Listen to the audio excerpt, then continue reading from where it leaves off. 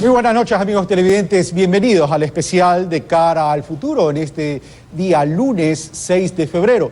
Por cierto, a propósito de las elecciones que se van a realizar el 19 de febrero, elecciones presidenciales, pero también elecciones que tienen que ver con la Asamblea Nacional Legislativa. Este especial de Cara al Futuro está siendo retransmitido por Ecuador TV, TC Televisión, Gamavisión y gracias a la cortesía de Pedro Brigger, también por el portal de noticias latinoamericano Nodal, www.nodal.am. El día de hoy estaremos con el señor presidente de la República, a quien le doy la bienvenida y lo saludo. Muy buenas noches, señor presidente. Buenas noches, Carlos. Gracias por la invitación. Y qué bueno que nos siga también nuestro buen amigo Pedro Brigger. Un abrazo argentino, un abrazo a toda América Latina.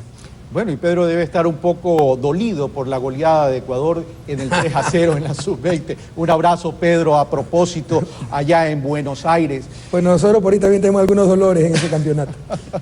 Bueno, a propósito de la campaña electoral del 19 de febrero y por algunos correos que he recibido y también a través de mensajes del WhatsApp, he podido concluir que esta campaña electoral está cargada de muchas cosas negativas. Y en ese sentido, por eso hemos decidido tener este programa especial para buscar la verdad. El día de hoy voy a cumplir un doble propósito.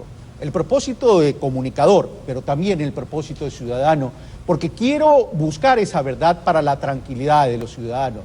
Pueden haber muchos criterios, pero lo importante es pensar primero en el país sin perjuicio de cuál sea su ideología, de cuál sea su pensamiento, coincidencia o discrepancia.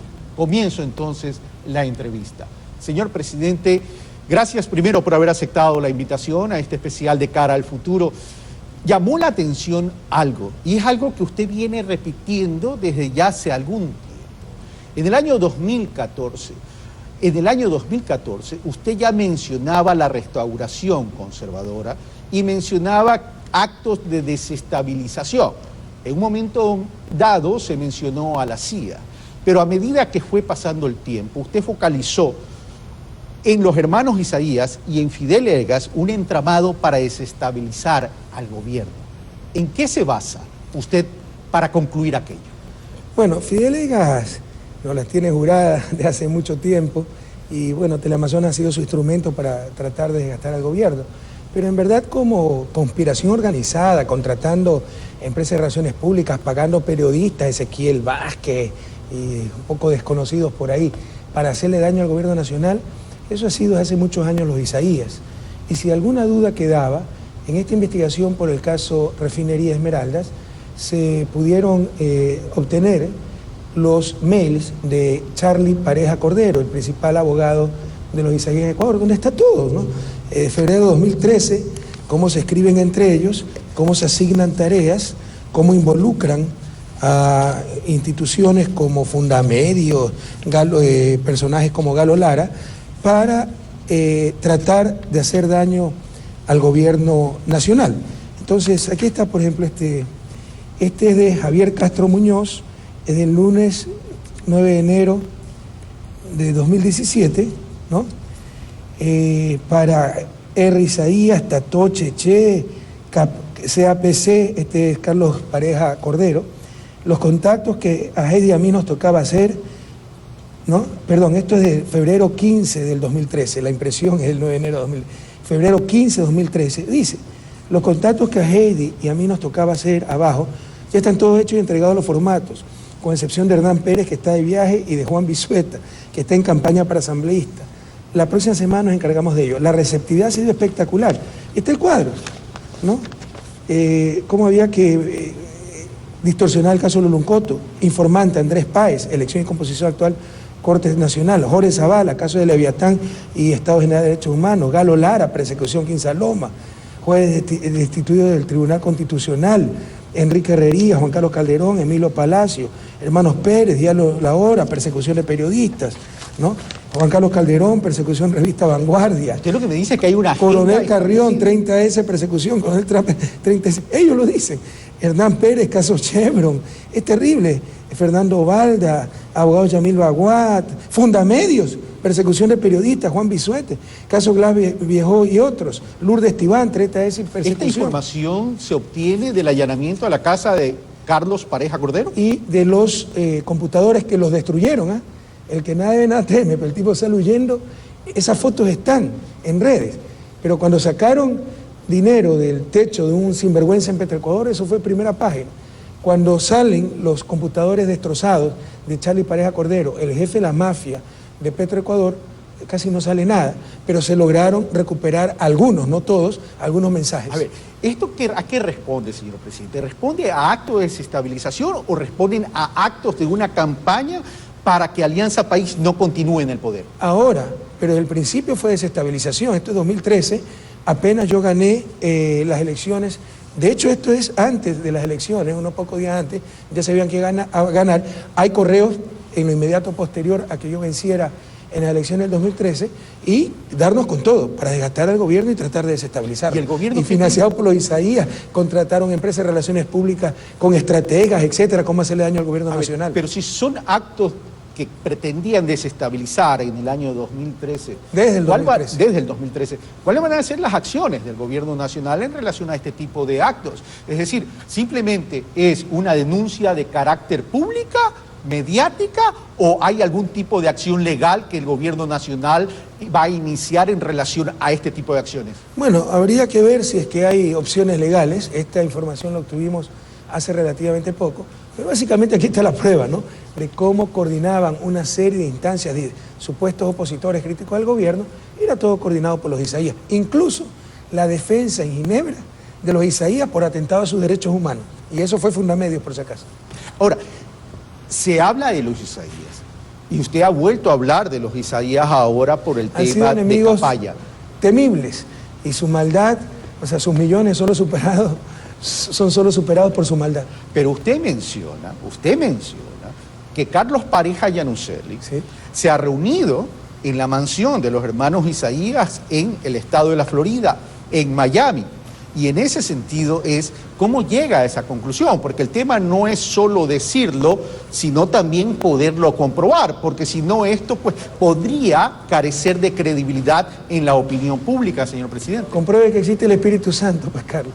Hay cosas que son medio evidentes y no se pueden comprobar, o las pudiéramos comprobar, pero sería quemar la fuente. Este trabajo de inteligencia, cuando yo estuve el 13 de enero, viernes 13 de enero en Nueva York, me pasaron este dato de que el 11 de enero, y tenía, sino que lamentablemente lo tengo en mi iPad, la dirección donde se reunió Carlos Pareja Yanuseli en Miami. Fíjese qué coincidencia, no sabíamos dónde estaba. De hecho, en un inicio creímos que estaba en Houston, porque él fue mucho tiempo cónsul en esa ciudad. Y resulta que estaba en Miami. Y lo que denunciamos nosotros es que se había reunido el miércoles 11 de enero en 100 Paloma Drive, en Cocoplum, Coral Gables, Miami, con los hermanos Isaías. Esa información se le entrega a inteligencia. Sí. Inteligencia evidentemente ecuatoriana, supongo yo. No necesariamente. No necesariamente. Ya, gente ecuatorianos que viven, es difícil dar más detalles porque esa gente se juega hasta la vida, ¿no? Ok, se reserva el tema. Sí, yo tengo el nombre, todo eso, los nombres de las personas que nos pasaron la información. Ya, pero usted dijo, en los próximos días vamos a dar a conocer toda esta información. ¿En qué sentido? En cuanto a los resultados de que la reunión de Carlos Pareja Yanuseli con los... Bueno, pero es evidente, pues ahí sale Carlos Pareja, auspiciado por los Isaías. ¿Usted cree que es fácil contratar un tipo como Harper con polígrafo, hacer toda esta trama? Esto lo coordina Ezequiel Vázquez, un argentino periodista asalariado de los Isaías, ¿no? Y usted verá que nunca se menciona en los videos, Capaya Leaks creo que le llaman, a Charlie Pareja Cordero, porque es el principal cabecilla. Por el contrario, tratan de inculpar a Jorge Glass sin ninguna prueba. Y no solo eso, ¿no? Últimamente en otros videos está diciendo que yo vine a pedir ayuda a Estefano Isaías, y como no me dio para mi candidatura, de ahí es que odio a la Isaías. No es porque robaron centenares de millones de dólares al pueblo ecuatoriano, sino porque supuestamente no me dio espacio en televisión. Pero usted sabe que el mundo es de percepciones, señor presidente, y a veces las percepciones se crean sin necesidad de que los mensajes sean conscientes. Usted no está... ¿A usted no le preocupa que la repetición constante de la conspiración pierda credibilidad en la opinión pública? Que nos haga perder credibilidad. ¿Sí? ¿Y qué puede hacer si esa es la maldad humana? pero el pueblo ecuatoriano debe estar muy atento ante esta campaña sucia, que demuestra la falta de argumentos y demuestra cierto periodismo que da mucho que desear, aunque también demuestra que todavía hay reserva moral en el periodismo ecuatoriano o que se ejerce en Ecuador. ¿Se refiere por el Expreso? Así es, porque un periodista que lastimosamente no es ecuatoriano, es español, se negó a publicar una entrevista, una porquería de entrevista, donde un prófugo, delincuente prófugo de la justicia, se le daba todo el espacio para que eche lodo con ventilador sin prueba alguna. Él se niega, ¿no? Y eso le desbarata el show. Y Ecuavisa también ha tomado distancia de Tania Tinoco, la ha desautorizado por haber hecho esa entrevista, porque falta a todas las normas deontológicas, por Dios, del periodismo, a toda la ética. Imagínense, un delincuente prófugo, en vez de preguntarle, oiga, ¿cuántas coimas recibió? ¿Quiénes eran sus cómplices? Le empieza a botar lodo con ventilador para inculpar a candidatos en plena campaña electoral. Esas cosas ya no deben pasar en un Ecuador del siglo XXI. Eso me lleva a otra pregunta. Pero mire, el gobierno, ¿por qué no hicieron preguntas tan sencillas?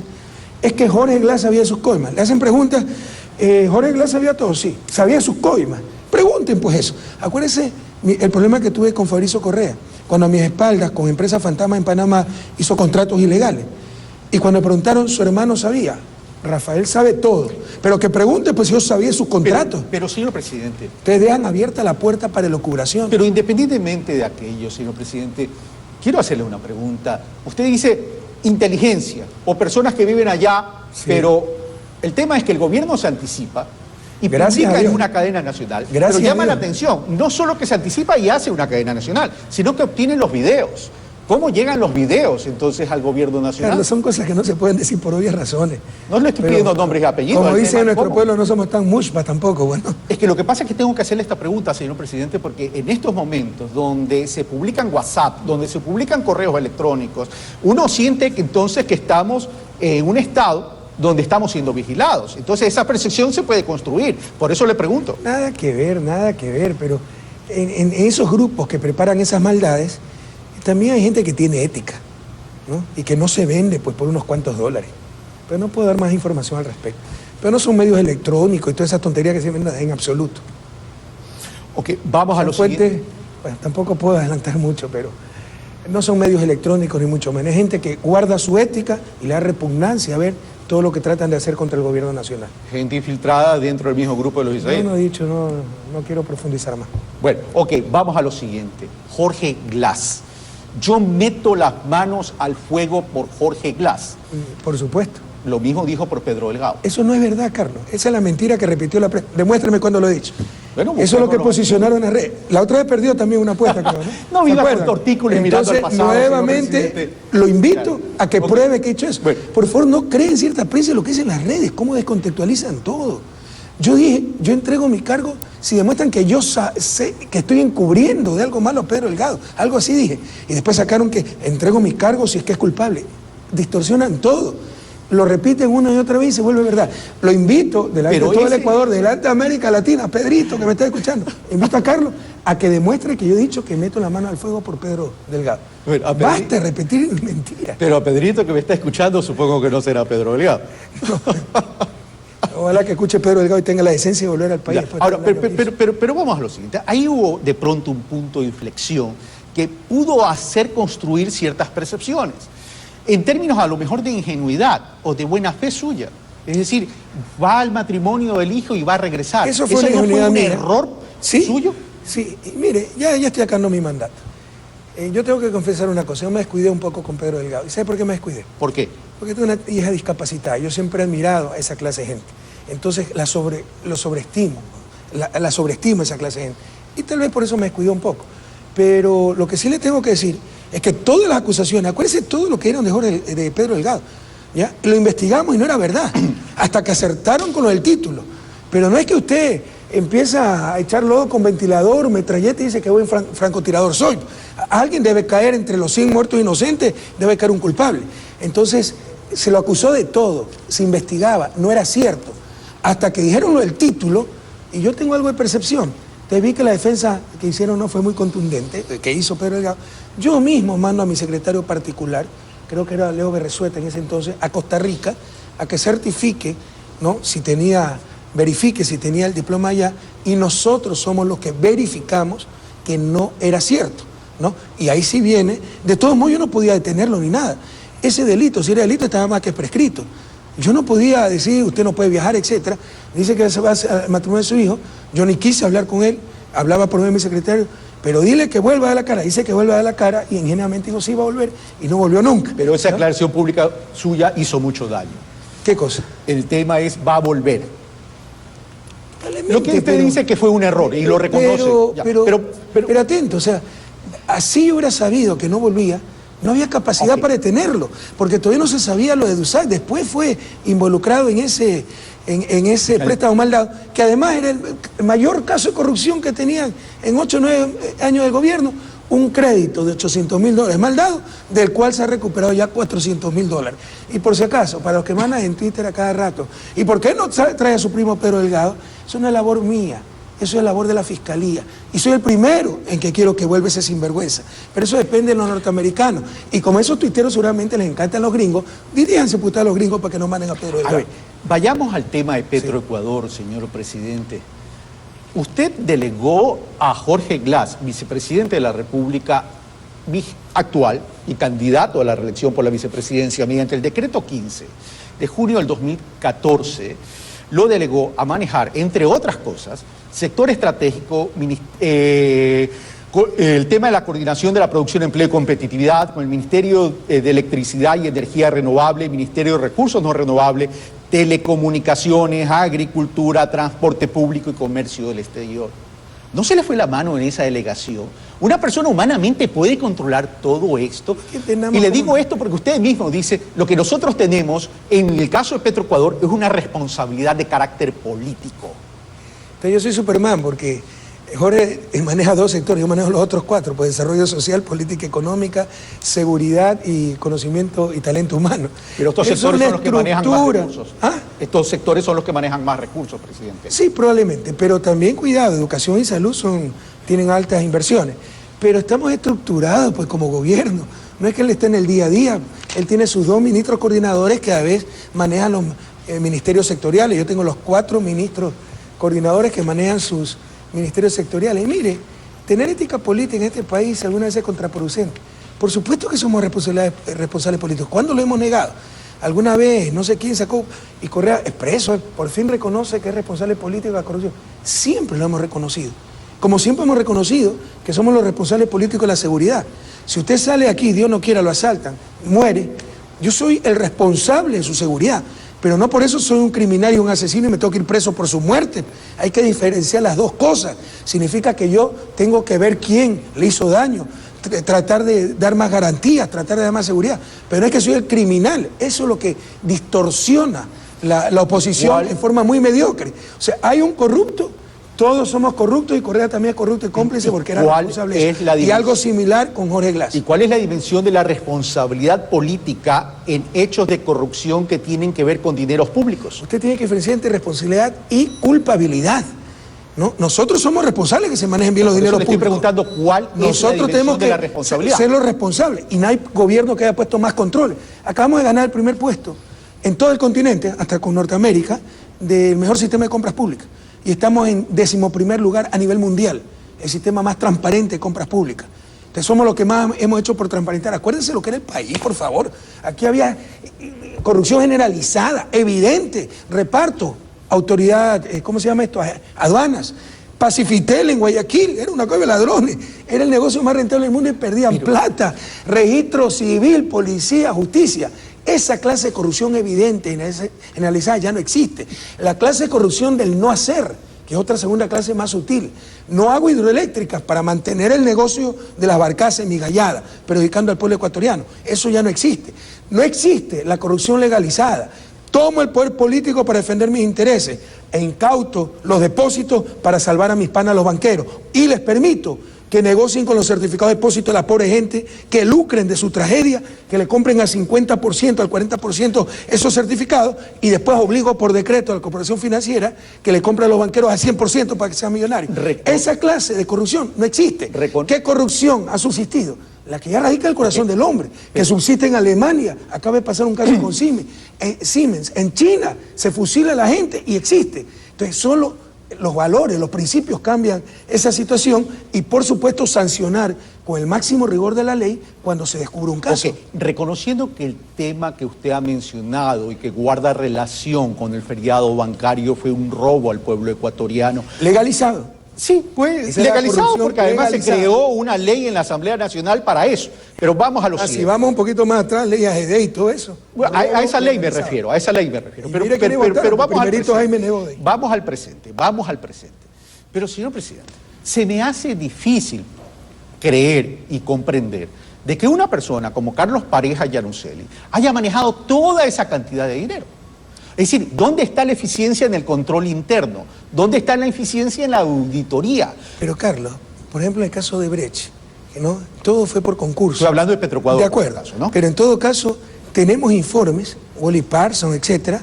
Lo dice el mismo Pareja en el mail que me manda pidiendo clemencia hace 2 meses, cuando decía que soy un ser humano extraordinario, un presidente extraordinario y clemencia para la familia. Ahora soy un mafioso, no sé nada de economía, soy resentido y que los israelíes no me apoyaron y por eso los persigo y todas las tonterías de siempre, ¿no? Pero no hay evidencia sobre precio. Entonces, ¿cómo usted detecta esa corrupción cuando no hay evidencia sobre precio? Sin duda, el trabajo técnico es extraordinario, no solo bueno, es extraordinario. La refinería repotenciada resistió sin un rasguño pues el terremoto del 16 de abril. Prendió enseguida. En Colombia llevan 2 años tratando de prender una refinería. Entonces, cuando todo aparentemente está bien, ¿cómo usted descubre que un pillo recibió de una empresa corruptora una coima que fue depositada en una cuenta secreta de una empresa fantasma en un paraíso fiscal? ¿Cómo descubre eso? Necesita ser parapsicólogo. Y ahí viene la demagogia. Los que dicen que falta control, falta fiscalización.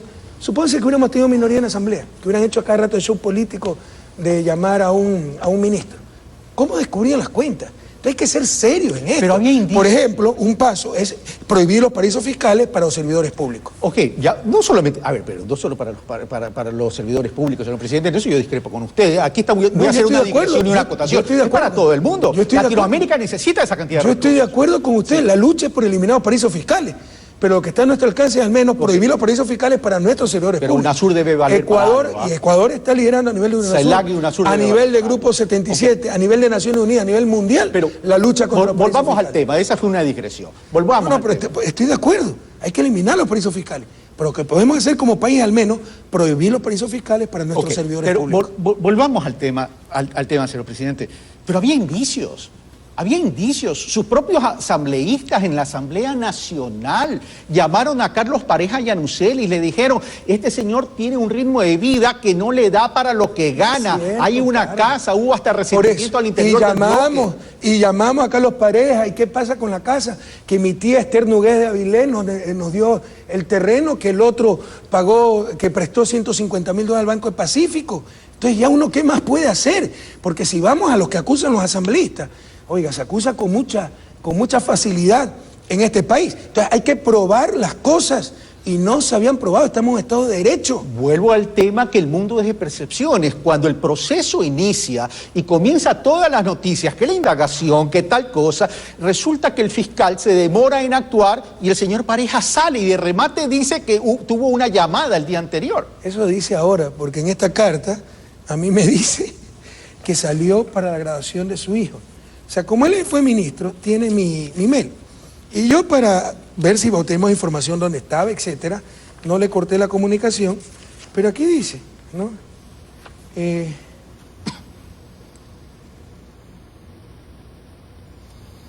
Yo no salí huyendo. Te conté en algún momento que mi hijo había obtenido un masterado en Digital Media y no pude estar en su graduación, presidente, para editar comentarios, pero esta vez le entregaban el título y quise ir a Madrid para acompañarla. Y al día siguiente que salí, estalló este problema. Hoy día cuenta otra historia. Entonces, este señor es un psicópata, no hay cómo creerle, es medio bipolar, ¿no? ¿Tampoco le creen aquello que dice que se va a llevar algunos nombres a la tumba? Bueno, ya empezó a lanzar nombres, pero lo que le dio la gana. Ojalá que diga pues lo que verdaderamente... ¿Ustedes están investigando todavía este caso? Mire, ¿por qué no viene? Me refiero a este caso. Por supuesto, ¿por qué no viene con todas las garantías, con el escándalo que se ha armado, con todas las garantías, a decir todo lo que sabe, pero con pruebas aquí en Ecuador? Está en un circo, una payasada, utilizando a un prófugo de la justicia que tiene un pacto con los Isaías, porque al disque denunciar casos de corrupción y temer por su vida, entonces se va a declarar perseguido político y va a pedir asilo a Estados Unidos. Anote lo que le digo. Ese es el acuerdo con los isaías. Esa es la factura. Entonces, hacer tanta payasada, ¿por qué no viene con todas las garantías de Ecuador y diga todo lo que tiene que decir? Pero con pruebas, no con un polígrafo y inventándose cualquier cosa. ¿Está desmantelada la red de corrupción al interior de Petroecuador? O sea, el caso de Petroecuador está casi totalmente resuelto. Puede ser que se encuentren otros nombres, ¿no? Pero ahí está ya Alex Bravo y sobre todo llegamos a la cabeza de la mafia, que no estaba en Petroecuador, por favor entendamos eso. Ya se descubrió quién es el jefe de esa mafia, Charlie Pareja Cordero. Si no fuera el jefe, ¿por qué destruye las computadoras y sale huyendo? El que nada debe, nada teme, por favor. Encontramos los mails donde les pasan los contratos, él los aprueba, donde dicen cuál es mi comisión, pide tanto, etcétera. O sea, ya está todo comprobado. Pero como no era alguien de Alianza País, eso prácticamente lo ocultan los medios de comunicación. Entonces ya basta. Charlie Pareja Cordero es el jefe de esa mafia, ex secretario privado de Flores Cordero, jefe de campaña Jaime Nebot de 1996, socialcristiano por los 8 costados, abogado de Odebrecht y el abogado de los hermanos Isaías en Ecuador. Ya voy a ir a Odebrecht, sí. Pero usted en esta entramado de conspiración que ha mencionado varias veces, usted exculpa al Partido Social Cristiano y envía su visión, o sea, o la evidencia que tenemos, en Creo. La evidencia que tenemos es que esta campaña sucia sí fue articulada entre los Isaías con Creo y básicamente Andrés Páez, que es un asalariado de Creo. ¿Usted por qué considera que Andrés Páez es la persona con peor imagen en este país, ¿no? Con la imagen más negativa? ¿Cómo así? Pues lo nombra binomio Guillermo Lasso. Además, que en cuanto a valores, usted sabe que Guillermo Lasso es curuchupo, Opus Dei, el otro es un dañado, ¿no? En su vida pública, en su vida privada, no me gusta meter. Pero eso es una opinión suya. Sí, no. Es una opinión suya. No, yo creo que se han hablado muchas cosas, no me gusta meter en la vida privada, pero el tipo, o sea, es una persona que no me gustaría jamás tenerla cerca, así sea coidiario, etcétera, porque a mí me unen más principios que ideología. ¿Cómo así se une con una persona de esa naturaleza? ¿Por qué se le imponen los hermanos Isaías? Y se le imponen para tratar de hacernos daño a nosotros. Y si quiere la estrategia, están tan desesperados. Ya no es subir ellos, porque hace rato no suben. Es tratar de bajar a Lenin para ver si llega a una segunda vuelta. Guillermo Lasso, ¿por qué necesita aceptar una imposición de tal manera con el patrimonio que tiene y con el financiamiento de campaña que tiene? Para hacer daño al gobierno, pues. Es decir, precisamente porque ahí hay toda ya una estrategia armada, hay hechos ya avanzados. Del 2013, uno de los ejecutores es Andrés Páez, entonces necesitaba quien no tenga nada que perder y trate de dañar al gobierno nacional. Pero usted acaba de reconocerle que Guillermo Lasso tiene principios y lo que me está diciendo es no tener principios. No, en la vida, en cuanto a cierta clase de valores, porque usted sabe que lo del Opus Dei, se dan golpes en el pecho, leen la Biblia y van separando cada hojita con un billete de $1000, ¿no? Entonces, estoy hablando en otra clase de moral, usted lo entiende. ¿Ya se está haciendo un frente con la iglesia usted por gusto? No, ¿Le con gusta eso, armarse con frente, eso no, usted no ponga palabras en mi boca que no he dicho. Yo no he hablado de la iglesia, he hablado de esos grupos extremistas. Bueno, vamos a fundamentalistas. Terminemos con el caso Petroecuador. Pero lo que se conoce de Petroecuador es en relación a los contratos de la refinería de Esmeraldas. Pero hay otras cosas mucho más grandes de Petroecuador, que es la comercialización de petróleo. Y ahí se habla de un choque de trenes entre dos grupos poderosos, el grupo Isaías y el grupo Cadena. Y ahí se habla de intermediaciones donde se podría estar perjudicando el Estado ecuatoriano. ¿Hay investigación en ese sentido, señor presidente? Bueno, usted conoce más que yo, porque recién me entero de ese asunto. Lo que me puse a investigar es lo que dijo Pareja, que de acuerdo a un informe de la OPEP, Wilson Pastor le dijo que perdíamos $4 por barril. Y con 700 millones que hemos vendido, 2.800 millones hemos perdido. ¿Quién los tiene? Pero lo hemos perdido. ¿Pero quién los tiene? Pero lo hemos perdido. Pero si no, así no son $4, sino $2, hemos perdido 1.400 millones. Y si no son $2, son 0, no hemos perdido nada. Y si era menos 2, hemos ganado 1.400 millones. Una payasada. Ya estamos pidiendo la certificación a la OPEP. No existe ese estudio. Wilson Pastor dice mentira. Este señor se inventa cosas. Como ahora, ¿no? Que dice, ya hace 10 años yo fui a comer con Correa y tal persona, pedimos una sopita, luego un arrocito, luego un postre, el cafecito. ¿Quién se acuerda de lo que hizo hace 10 años? O sea, este señor es mitómano. Le voy a preguntar al ser humano, que ocupa el cargo de presidente de la República. Pero usted a cada rato hace esa disociación imposible. No. Usted hace un momento dijo, no va a hablar solo como periodista, sino como ciudadano. Todo periodista es un ciudadano, por Dios. No puede desdoblarse. No, es que sí me desdoblo y ya le voy a explicar por qué. Todo presidente es un ser humano, aunque no lo crea. Sí, a pesar que a veces exagera. Difícil, pero vamos a lo siguiente, señor presidente. ¿Usted siente que a veces le ocultan información? Ah, sí, uno debe estar muy atento, ¿no? Pero no en esta dimensión de corrupción, ¿no? Pero en que salió mal algo, ¿no? O sea, cuando salen bien las cosas uno se entera, cuando sale mal no te lo dicen, ¿no? Te tratan de adornar las cosas. Si uno dice, voy a visitar este hospital, todo marcha de maravilla. Si cae de improviso, hay muchas cosas que no marchan. En ese sentido, ¿no? Pero a nivel de corrupción no lo toleraría aquello. ¿Cómo siente usted su declaración que dijo que las coimas no necesariamente constituyen una afectación al Estado?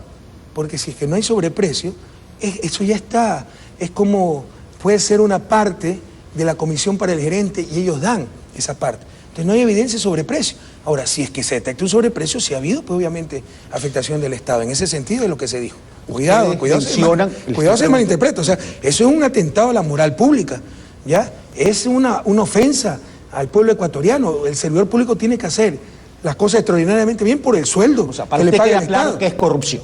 Por supuesto. Ahora, ¿ustedes detectan que no hubo sobreprecio porque los precios unitarios son los normales en la contratación? Uno se preocupa de estas cosas. Yo enseguida pedí un informe con las principales analistas del sector petrolero. Me mandaron un informe, no lo entendía muy bien. Hice una reunión, me explicaron las cosas, me han puesto costos comparativos. Si así me engañan, pues ahora más tarde puede surgir un contrato aislado. Por ejemplo, parece que este señor Leonardo Borer tiene un contrato de tanque donde sí ha habido sobreprecio. Eso no está directamente vinculado con la repotenciación, ¿no? Pero, o puede haber por ahí otro contrato, pero en general los precios han sido razonables y el trabajo técnico es impecable.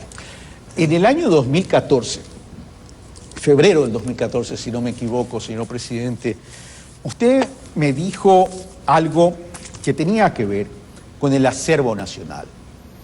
Y decía, hay que distribuir el acervo nacional. Y puso el ejemplo del petróleo. Antes, el petróleo se lo llevaban las operadoras en la famosa relación 80-20. Una vez que cambió el contrato de participación a prestación de servicios, el Estado paga por la extracción y la mayor parte va al Estado. Pero hace poco se ha presentado en uno de los medios digitales un tema que tiene que ver con el campo Shushufindi, en el sentido de que no se habría considerado la variable precio internacional y que estamos pagando muy por encima a un precio promedio de $90 el barril cuando el precio ha disminuido. Y en ese sentido se dice que el Estado ha sido afectado. ¿Cómo entonces se distribuye el acervo nacional de forma eficiente? Mire, ni siquiera conozco el estudio, pues, Carlos. Entonces, si usted va a tomar cualquier cosa que diga cualquier analista, porque también el sector petrolero es peor que con los abogados. Pero que es importante si usted tiene 3 abogados, tiene 3 opiniones. Si tiene 3 técnicos petroleros, tiene 4 opiniones. Entonces, por Dios, tiene que tomar una referencia. Hay fórmulas internacionales, hay procesos estandarizados. Le insisto, o sea, esta negociación con Petrochina que denunció Capaya, se establece que se venderá refiere a la venta anticipada a precio internacional. Nos permitió garantizar mercado en un momento donde había exceso de oferta. Arabia Saudita, Qatar, Irán competían para colocar su petróleo y nosotros teníamos nuestro mercado asegurado. Pero siempre alguien le buscará un pero. Siempre vendrá un genio que diga, no, esto se puede hacer mejor, que lo demuestre. Ok, vamos al tema Odebrecht, señor presidente. Mira, otro caso de eso es la refinería del Pacífico. La refinería del Pacífico debe hacerse hace 30 años. Hemos pasado 40 años exportadores de petróleo para exportar crudo, importando derivados. Además de perder plata, eso hace más vulnerable a la economía nacional, no se genera valor agregado, no se genera empleo. La empezamos a hacer. Nos tocó una de las peores crisis del mercado petrolero de los últimos años, los últimos 24 meses. Demoró el proyecto, hay muchos interesados. El mayor problema no es técnico, sino de financiamiento. Pero que ya no sirve, que es un elefante blanco. Eso debe hacerse hace 30 años. Vamos al tema Odebrecht. Cuando salta o surge el tema Odebrecht a la palestra, su secretario jurídico, el doctor Alexis Mera, salió diciendo, vamos a investigar, caiga quien caiga. Pero días después salió un comunicado del gobierno nacional en el sentido es: vamos a actuar con base no a denuncias, sino con base a pruebas. He consultado con algunos penalistas y dicen que eso es correcto, pero vamos a lo siguiente y puntualicemos. Las denuncias, si bien hablan del Ecuador desde el 2007 en adelante y en otros países desde 2001, hago esa puntualización antes que usted me la haga. ¿No le suena sospechoso? Eso es un tema que los televidentes sacan sus conclusiones. Debería ser desde el 2001. Pero vamos a las cifras. Repita, pues son Sí. 12 países, Sí, de sí. Mozambique hasta México. No. Todos Es analizan el una periodo hemorragia 2001, de países. 2016. Pero qué casualidad, Sí. en Ecuador de A ver, 2007-2016. es una hemorragia de países, pero vamos a las cifras, señor presidente, vamos a las cifras.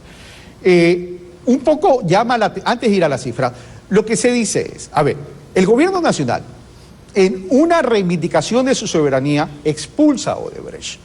Y hasta ahí va bien las cosas. Pero después viene Odebrecht y se reinstala en el país. Y resulta que entre el año 2011 al 2015 asume contratos por 3.267 millones, de los cuales el gobierno nacional responde por 1.174 millones y el municipio de Quito, entre la administración anterior y la actual, 2.093 millones.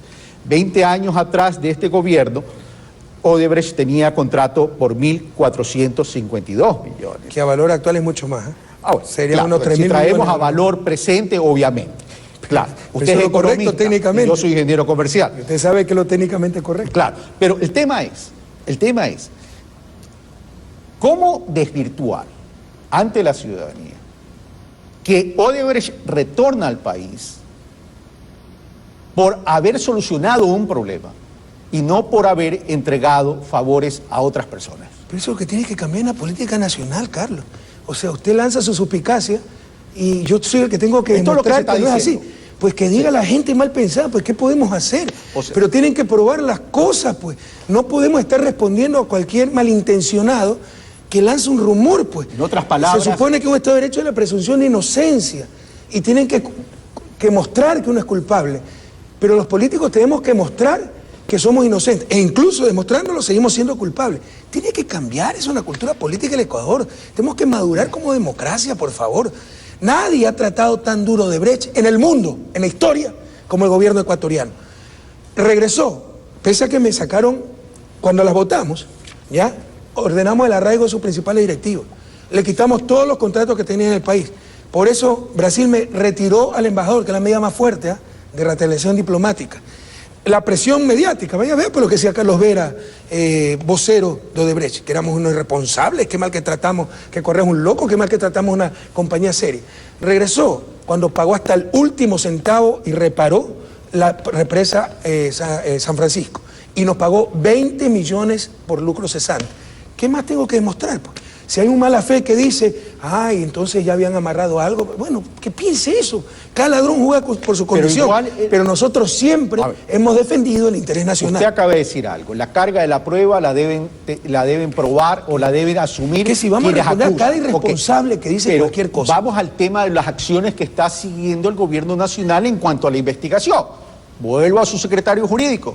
Fue a Brasil, se habla que se contrató un estudio jurídico. En otros países ya hay procesados y hay privados la libertad. Aquí Entonces, también, pero como no les gustan, ¿qué es Mauro Terán? ¿Por qué se empezó esa investigación? Lo que pasa es que técnicamente todavía no se lo puede ligar a Odebrecht. Pero en ese periodo de contratación... Hasta ahorita hay un delito tributario. Ya, pero son 6 millones que se depositaron. Y en los demás países, ¿usted está seguro que ya está ligado a Odebrecht? ¿O también están primero investigando un delito tributario? Oiga, están avanzando la investigación de diferentes maneras. De hecho, la investigación está a cargo de la Fiscalía. Se han allanado las oficinas de Odebrecht. Se ha pedido asistencia penal a Brasil. Ya se pidió asistencia penal a Brasil. Sí, tengo entendido que la Fiscalía ya pidió. Fue ya el fiscal, ya está en contacto con funcionarios de Odebrecht adelantando un acuerdo, ¿no? Como lo está haciendo Perú, Colombia, República Dominicana. ¿Por qué ellos fueron más rápido? Porque tienen decenas de miles de millones en contratos. Aquí prácticamente no tenían ningún contrato. Fueron más lentos los funcionarios de Odebrecht. Pero apenas contactaron a la Fiscalía para llegar a un acuerdo, la Fiscalía respondió, se está construyendo ese acuerdo, lo tiene que aprobar el procurador. Son cosas que que no lo sabe todavía la opinión pública, porque es mejor decirlo cuando ya está todo realizado, concreto. Pero se está avanzando. Lo que pasa es que no caen los que quieren, pero usted dice, en otros países hay detenidos. Acá también hay detenidos. Pero como no fueron los Alianza País, entonces no existe nada. Pero tampoco descarta que pueda haber gente del gobierno. Y no hay un involucrada. segundo detenido, porque estamos en época de elecciones y tiene inmunidad. Si no, hubiese por lo menos 2 detenidos. Tampoco descarta que puede existir la posibilidad, y estoy hablando en condicional, de que haya gente del gobierno involucrada. Gente actual o ya pasada. De ninguna manera. Y de hecho por ahí tenemos una pista bastante concreta y se está haciendo una investigación muy particular. Pero por favor... ¿O funcionario? No voy a dar más detalles, Carlos, pero por favor, ¿no? Que se den nombres, porque acá rato nombres. Entonces yo más tarde le tengo bronca a usted y le pongo a Carlos Rabascal. Nombres con pruebas, con la cuenta donde se depositó, la cantidad, ligado a qué contrato. Nosotros expulsamos a Odebrecht del país. El vicepresidente Glass, en esa época era presidente del Fondo de Solidaridad, y era ministro, no recuerdo, en todo caso estaba a cargo de la hidroeléctrica, votó al mismísimo Marcelo Odebrecht de su oficina. Le dijo, lárguese de aquí, porque no quería arreglar la hidroeléctrica. Nos amenazó Marcelo Odebrecht, dijo, el poder no dura eternamente.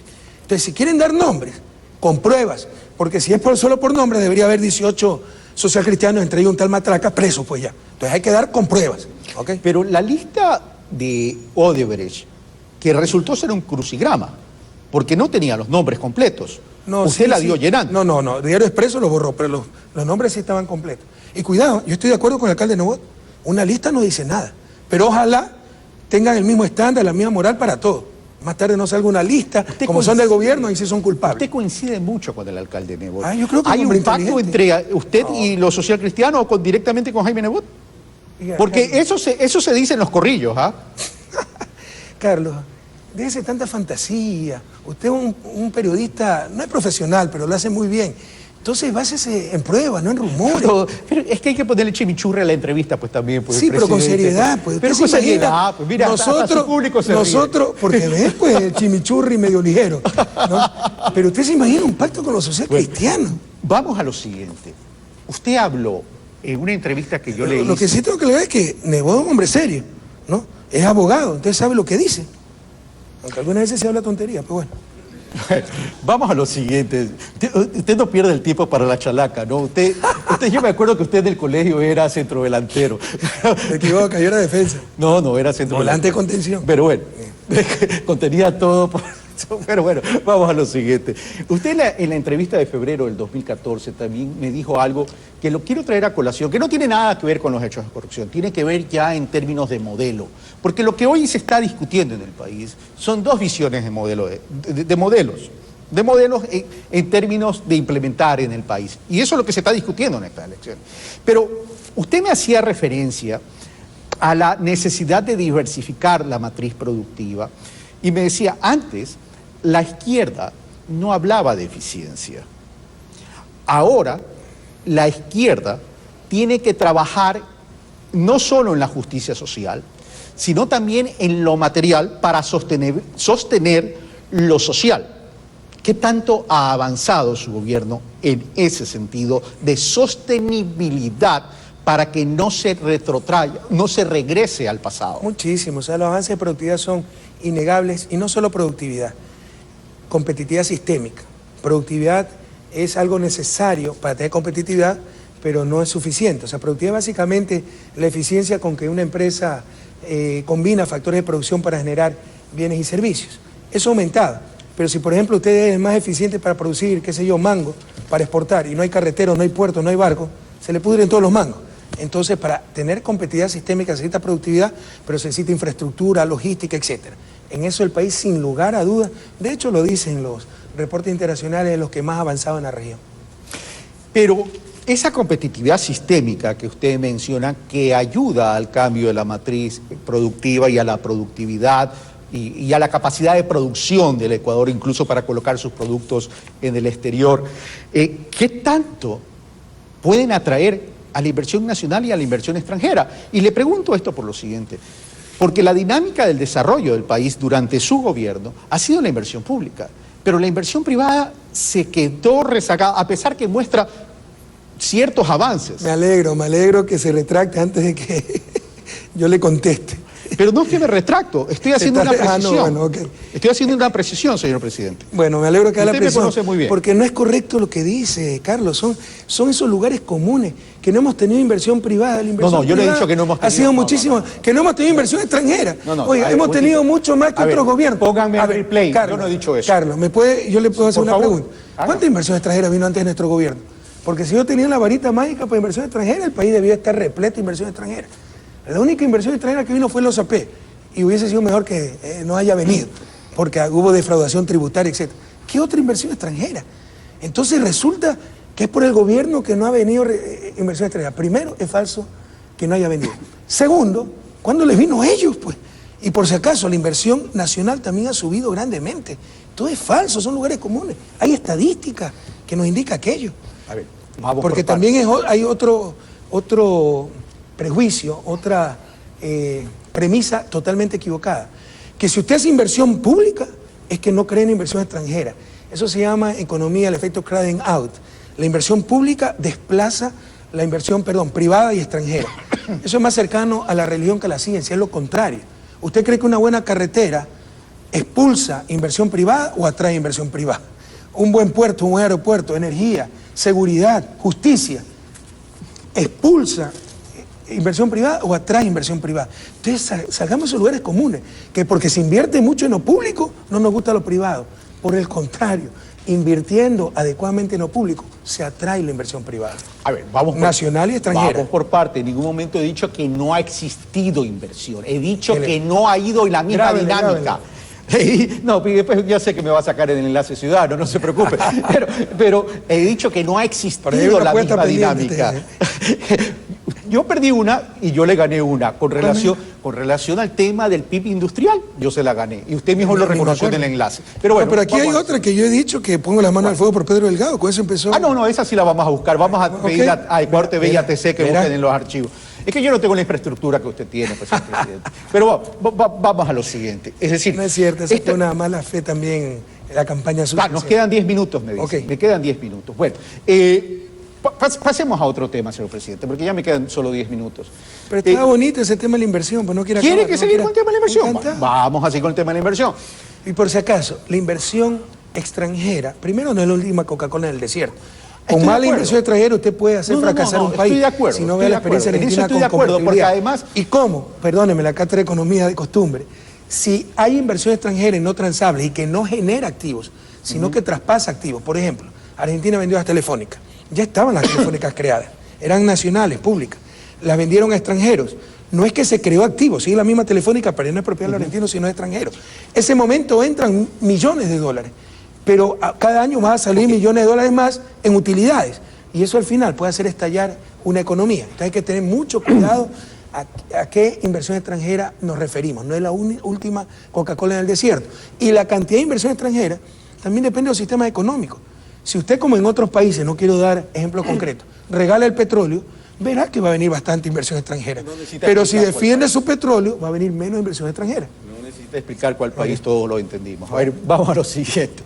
Deuda pública, 39.7% en relación al PIB. Esto es un tema que en la campaña electoral se está mencionando mucho. Por si acaso está equivocado su indicador, pero ya hablamos de eso. Bueno, vamos a ver. Dígame qué coeficiente está utilizando. ¿Deuda qué? Deuda interna y externa. Pública. Deuda interna 13.000 millones y deuda externa 26.000 millones. Ese es un concepto errado. Eso es deuda del gobierno central, además mal medida. Porque cogen todo lo malo para juntarlo. Por ejemplo, ahí se incluye las garantías que da el gobierno central a los municipios. Entonces no es ni lo uno ni lo otro. Técnicamente, de acuerdo al manual del Fondo Monetario, es la deuda pública. Es decir, se netea la deuda estatal dentro del Estado. Y ese es solo 28% del PIB. Bueno, ok. ¿Cuánto es el 28% del PIB? Deuda externa e interna. Interna, ok. 28%. Siempre el mayor problema es la deuda externa, ¿no? Ya. Ok, lo que pasa es que también, claro, o sea, ahí de pronto no están considerados los saldos del certificado de tesorería, que son 4.500, el IES 8.000 millones. Pongámonos de acuerdo, pues entonces si queremos sumar todo eso, también saquemos, pues porque en ese 28% sí están las garantías al municipio de Guayaquil, al municipio de Quito, restemos todo eso. Pero para hacer un drama, cogemos lo malo de todos los lados y hacemos un Frankenstein que atenta contra la técnica. Yo no estoy inventando nada. A usted que tal vez le gusta, no, a usted no, a algún analista le gusta, lean el manual del Fondo Monetario, pues finanzas públicas. Vamos a lo siguiente, y le agradezco que haya hecho esa aclaración que yo no. No es que a algunos les encanta el Fondo Monetario cuando les conviene. Lean el manual de finanzas públicas del Fondo Monetario, pero se arman sus propias fórmulas para coger el peor de los mundos. A mí no me gusta el Fondo Monetario, pero en todo caso vamos a lo siguiente. Qué bueno. A mí no me gusta, digo, no me asusta la relación. No, yo tengo transmisión automática, señor presidente, usted es de cambio, usted todavía pertenece al ciclo pasado. Por supuesto, la vieja guardia. Pero vamos a lo siguiente, señor presidente. Usted que todavía es joven. A mí no me asusta el indicador de la deuda en relación al PIB. A mí pero déjeme hacer la pausa. Es que en verdad son mentiras que se repiten para asustar. El menor de los problemas de Ecuador es la deuda pública. Ya contestó eso. Es más barata que antes, el servicio es más bajo que antes, el coeficiente es más bajo que el 2005. Vamos a lo siguiente. Es casi el promedio de América Latina. La verdad es que los temas económicos a usted le generan una hemorragia de emoción, pero vamos a lo siguiente. Es decir, el tema no es el indicador de la deuda en relación al PIB, el tema es la sostenibilidad y la capacidad de pago de la deuda. Pero eso es lo que le estoy mencionando. Pero es que lo que pasa es que usted no me deja terminar. Usted ya creo que ya está retirándose y quiere asumir el papel de entrevistador. Vamos a lo siguiente. ¿Cómo está la capacidad de pago del Ecuador frente a un gobierno que lo va a suceder en la mitad del periodo prácticamente? Miren, esto se oyen tantas tonterías. Yo he escuchado a pseudos analistas decir, y se endeudó para que paguen otros gobiernos. Entonces, si se endeuda para que pague su mismo gobierno, el máximo plazo que se puede endeudar es a 4 años. Porque si se endeuda al día siguiente de haber asumido el mando es 4 años. Si se endeuda ya a la mitad del periodo, solo 2 años. Si se endeuda el último año, debería ser 1 año. O sea, son tonterías. Yo pagué en mi gobierno los bonos global 2015 que se emitieron en el 2005. Pero se habla cualquier tontería. El servicio de la deuda está en 3.4, 3.5 del PIB. Amortización más intereses, perfectamente. Ya, pero hablemos de la sostenibilidad. ¿Cuáles son los requerimientos financieros del Ecuador para el 2017? Eso es lo que le estoy diciendo. Pues, eso fue el 2016, 3, 4... Estoy hablando de 2017. 2017 no tengo claro. Puede subir un poco más. Pero mira, hasta 5% es una cifra bastante razonable. Pero no solo eso. A nosotros nos ha tocado aguantar terremotos, 40% de reducción de exportaciones, etcétera. Ya en mayo vamos a dejar una economía en crecimiento y estabilizada. Así que el próximo gobierno puede también renegociar ciertos tramos de esa deuda. Si no me equivoco, como nosotros lo hicimos, dicho sea de paso. Reestructurar. Sí. Me quedan, si no me equivoco, 3 minutos, y si me quedan más o menos, por favor me avisan. El problema es por el canal, yo me puedo quedar un poquito más, ¿no? Y recuerden que empezamos tarde. Se puede quedar un poquito más. Todo el mundo me espera. Pero vamos a lo siguiente. Soy un vago a tiempo completo, pues ¿qué quiere que haga, Carlos? Pues no tengo nada que hacer. Ya eso depende de su agenda. Es bastante flexible. Pero vamos a lo siguiente. Usted ha dicho, estamos saliendo de la recesión, porque ya tenemos indicadores que está revirtiendo la curva. Indicadores clásicos, o sea, aquí nadie está inventando nada. Yo no estoy diciendo que han inventado, estoy mencionando, lo estoy citando, señor presidente. Pero resulta que para poder erradicar la pobreza, que debería ser el objetivo común de todos, sin importar la ideología, avanzamos 15 más. Como que está en casa, señor presidente. Vamos a lo siguiente. Por gusto digo eso, ya verá los tíos. Ya verá las elucubraciones de los sufridores de siempre. Ya verá lo que dice Fundamedio. Vamos a lo siguiente.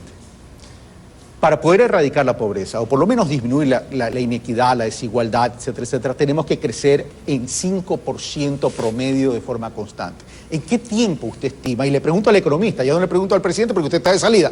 ¿En qué tiempo estima que la economía ecuatoriana se pudiese recuperar en ese sentido? Es que yo lo admiro por la seguridad con que se equivoca, Carlos, porque tampoco es correcto lo que está diciendo.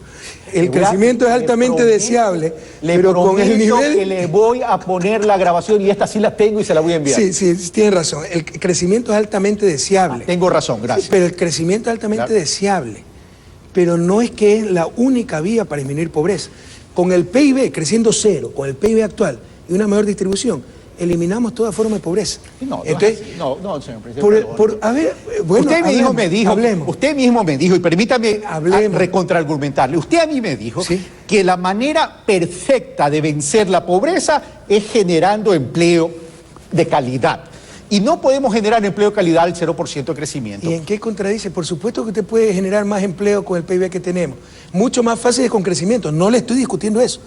Le estoy llevando al extremo para graficar.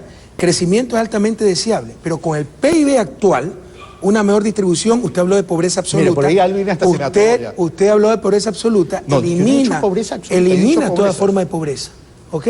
Pero el crecimiento es altamente deseable, yo no estoy negando eso, cuidado, ¿no? Y mientras más rápido crezcamos, mejor, siempre y cuando sea un crecimiento pro pobre, pro empleo. Eso Porque sí. hay crecimiento con pro pobreza. desempleo, No, sí. hay crecimiento Cuando no ha habido con profundización de la pobreza, redistribución, obviamente. hay crecimiento con desigualdad. Y eso rompe sociedades. El crecimiento que ha tenido Ecuador en estos 10 años, que es mayor que el crecimiento promedio de América Latina, ha sido pro pobre, hemos disminuido 2 millones de pobres, pro empleo, tenemos la tasa más baja de América Latina en la historia del Ecuador, y pro equidad, tenemos uno de los países menos inequitativos de la región. Y la aclaro, usted dijo, para eliminar pobreza hay que crecer, a eso era que me refería, no es correcto. Con el PIB actual, creciendo cero, una mejor distribución, usted elimina pobreza. Pero usted mismo ha dicho, y sus estadísticas, o por lo menos lo han dicho, es que se vio afectado el empleo de calidad por la recesión que tenemos. Es decir, sí se requiere un crecimiento. Por supuesto, es altamente deseable. Usted se refirió a pobreza. Para vencer y erradicar la pobreza. Por eso, Claro, por para supuesto. vencer y erradicar la pobreza, creciendo cero, una mejor distribución, usted la derrota. Tengo Por mis si acaso. dudas, señor presidente. Bueno, a ver, hablemos, pues, ¿cuánto es el PIB Tengo mis per dudas. cápita del Ecuador? $6.000 por persona. El ¿Ok? per cápita, sí. Sí. Una familia promedio, ¿cuánto será? 4 personas, 24.000. Dividido para 12, $2.000 mensuales. Si hubiera una distribución perfecta del ingreso. Sí, pero eso ¿En es cuánto una está la división canasta básica de pero eso consumo? es una división $700. lineal. Bueno. Pero eso es lo que quiero demostrarle, pues estoy yendo al extremo para graficar mi punto. Vamos a otro Ok. tema, señor presidente. Usted estuvo muy activo el día del diálogo presidencial, que mucha gente dijo que era un debate, pero eso no fue un debate. Eso fue un espacio para recitar exposiciones de objetivos. Pero estuvo muy... ¿Recitar? Sí, para recitar, declamar. Como... Qué artificiales que se vio a ciertos candidatos, ¿no? A La ver, memoria, la cosa. yo no estoy hablando de candidatos en particular, pero usted estuvo muy activo. ¿Qué le pareció ese diálogo presidencial en Oiga, términos pero de los Carlos, argumentos? usted le va a poner manolete, ole. No, hace un momento se me escapó ya el tema para no seguir discutiendo de que con una mejor distribución del PIB se elimina la pobreza. Ahora me dice, bueno, fueron declamaciones, etcétera. Sí, los candidatos de lucía artificial. Yo no estoy hablando de candidatos. Entonces, No, ¿de quién está hablando? lucía artificial dijo usted. Yo Ya, le estoy y por diciendo- eso, cuando yo hablaba no de estoy declamar- diciendo estoy hablando de un candidato en particular. Yo tampoco, le estoy Eso hablando lo de digo. casi todo. Pero, bueno, incluye a Lenin Moreno ahí. No, casi todo, por eso dije. A Lenin se lo vio muy espontáneo, incluso un poco Pero nervioso, usted puso énfasis, porque es natural. pero usted puso énfasis Pero los otros a Lenin eran- en el aspecto social nadie le gana. Así es, claro, le hizo un paseo, ¿no? ¿Y en lo con la económico? experiencia que tiene, pues también muy bien. Pero además, no solo bien Lenin, que mal los otros. O sea, la máxima propuesta de Cintia Viteri fue vender los 2 aviones presidenciales. Causa vergüenza ajena eso. Pero ¿por qué solo Cintia Viteri? Es lo poco que recuerdo, porque recordar el resto, o sea, no... Podemos hablar de los otros, Usted pero va si a no se dejar- acuerdan los puntos. Usted va a dejarla. Bueno, hablemos de los puntos. El empleo. Sí, pero ¿cómo? Pues yo también puedo decir que voy a armar... ¿Usted se acuerda? Bueno, le estoy preguntando. ¿Usted se acuerda que Maguad ofreció 900.000 empleos? Sí, claro. Ya 20 años después su superministro ofrece 1 millón de empleos. Aprendamos de la historia. O sea, hay que ser serios. Para eso tenemos todo un plan de industrialización que nos va a generar 250.000 empleos en los próximos 5 años. Pero un plan de industrialización para el cual ya están las condiciones habilitantes, energía, infraestructura, seguridad, etcétera. Entonces ya sabemos qué sectores hay que desarrollar, dónde se tiene que invertir. Entonces es un plan. No es que se 1 millón de empleos, 4 años. Oiga, ¿y qué opina de Trump? 1 millón de empleos, 4 años. Oye, ¿qué opina de lo que pasó en un Monumental ayer? 1 millón de empleos, 4 años. Ya basta, ¿no? Con ese lenguaje corporal. ¿Ah? Con ese lenguaje corporal. Bueno, vamos a lo siguiente. Felizmente no dijo 1 millón de empleos, 4 años, capaz. Vamos a lo siguiente, señor presidente. ¿Qué se le queda por realizar en estos 10 años? Muchas cosas. Mire, No, nadie ha obviamente dicho- muchas cosas, pero nadie- vamos O sea, a la que usted más mire, sería autocrítico. A mí me encanta una frase de esta campesina Malusa, me encantó porque lo dijo con tanta sencillez y tanta sabiduría. Presidente, sabemos que falta mucho por hacer, pero también sabemos que nunca se ha hecho tanto por ahora. O sea, cojamos todos los campos, en todo hay que mejorar. Se ha avanzado muchísimo, en todo, en todo. En justicia, acabamos de inaugurar una espectacular unidad judicial, seguridad, pero todavía faltan más policías, todavía faltan más unidades judiciales. En escuelas se ha avanzado mucho, todavía faltan centenas de unidades del milenio. ¿Rafael Correa regresará el 2021? No sé ni qué va a hacer mañana. En principio no lo quiero. Ojalá no me hagan regresar, porque... Ojalá Sí, no me hagan porque regresar. si es que hay persecución, etcétera, aquí me tendrán en el 2021. ¿Ok? No permitiré que se juegue con mi honra y no permitiré que jueguen con lo ganado, con mucho esfuerzo en estos 10 años. Se va para Bélgica. Sí, ese es mi plan. ¿En qué tiempo? En junio, julio, cuando Miguelito acabe el año escolar. Se lo debo a mi familia es binacional. Llevamos viviendo 25 años aquí. Mis dos hijas estudian en Francia. ¿Requiere alguna con becas del gobierno francés, porque los sufridores, ay, Correa, no creen en las universidades ecuatorianas. Se ganaron. Y mis suegros están bastante ancianos. ¿Requiere alguna autoridad de la Asamblea, alguna autorización de la Asamblea Nacional para retirarse a Bélgica? No creo, sería inconstitucional. Hay libre movilidad. Señor presidente, hemos terminado. Su mensaje a la nación. Bueno, compañeros, o sea, ánimo siempre, la esperanza. Hemos pasado 24 meses que no se lo deseo a nadie, ¿no? Cuando estábamos bien, el agua hasta el cuello. Cuando había problemas ya con snorkel. Pero Ecuador ya cambió y es increíble la capacidad de recuperación del país. Es clara la recuperación de la economía nacional. El 24 de mayo entregaremos una economía en crecimiento y estabilizada. Así que yo creo que Ecuador ha mostrado capacidades que desconocíamos. Tenemos un país distinto. No permitamos que nos vuelvan al pasado.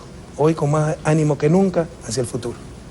Gracias, señor presidente. Gracias a usted, don Carlos. Bueno, esto fue De Cara al Futuro, un especial con el presidente de la República. Hemos pretendido hacer las preguntas que la ciudadanía se está haciendo en momentos que vivimos una campaña electoral de cara al 19 de febrero del 2017. Como siempre, son ustedes los que sacan las conclusiones. Nosotros simplemente facilitamos los insumos para que ustedes sigan debatiendo en sus hogares, en sus barrios y donde estén. Trabajemos por un país que se pueda constituir una democracia sólida, responsable y seria. Sobre todo, focalizándonos a vencer y erradicar la pobreza. Soy Carlos Rabascal, muy buenas noches, un fuerte abrazo. Gracias.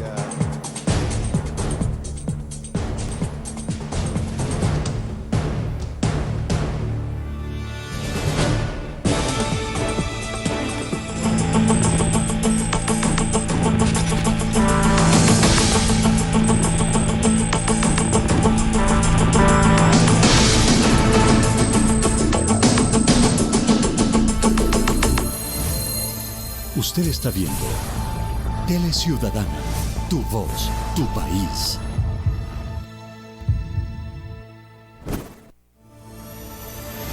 El siguiente es un espacio de interés público.